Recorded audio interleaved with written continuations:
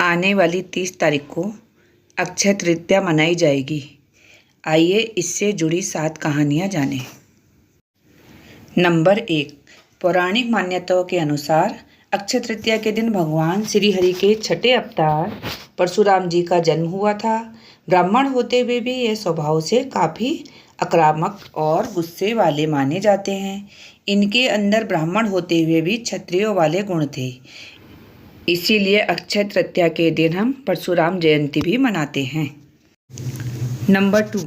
कहते हैं जिस दिन सुदामा अपने मित्र भगवान श्री कृष्ण से मिलने द्वारिका पहुँचे उस दिन अक्षय तृतीया की ही तिथि थी। सुदामा के पास कृष्ण को भेंट करने के लिए चावल मात्र के मुट्ठी भर दाने थे। इन्हें उन्होंने श्री कृष्ण के चरणों में अर्पित कर दिया। उनके इस भाव के कारण कान्हा ने उनकी झोपड़ी को महल में बदल दिया। इस तरह सुदामा जी को भी इस दिन अक्षय निधि की प्राप्ति हुई थी। नंबर 3। कथाओं के अनुसार अक्षय तृतीया पर ही युधिष्ठिर को कृष्ण जी ने अक्षय पात्र दिया था। इस पात्र की यह विशेषता थी कि इसका भोजन कभी भी समाप्त नहीं होता था। इसी पात्र की सहायता से युधिष्ठिर अपने राज्य के भूखे और गरीब लोगों को भोजन कराते थे। भविष्य पुराण में अक्षय पात्र का संबंध मनुष्य के दान धर्म से बताया गया है। चौथी कथा के अनुसार अक्षय तृतीया के दिन ही महर्षि वेदव्यास जी ने महाभारत की कथा को सुनाना आरंभ किया और गणेश जी ने इस कथा को लिखना आरंभ किया था। इसी वजह से कहा जाता है कि महाभारत का युद्ध भी अक्षय है, जिसके कुछ उदाहरण आज भी कहीं कहीं देखने को मिल जाते हैं। इसी क्रम में 5वीं कथा की ओर बढ़े।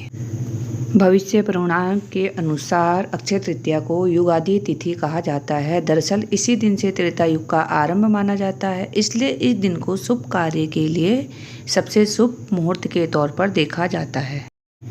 मान्यता है कि अक्षय तृतीया के दिन हम जो भी कार्य करते हैं उसमें हमें अक्षय फल की प्राप्ति होती है और वह पुण्य कभी समाप्त नहीं। छठी कहानी में नारद पुराण के अनुसार अक्षय तृतीया के दिन ही गंगा का धरती पर अवतरण हुआ था।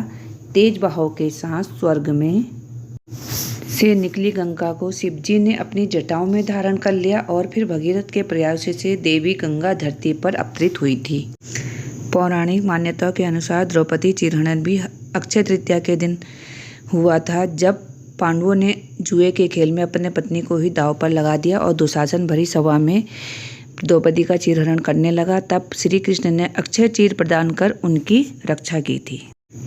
इसी तरह की कहानियों के लिए चैनल को लाइक सब्सक्राइब करें।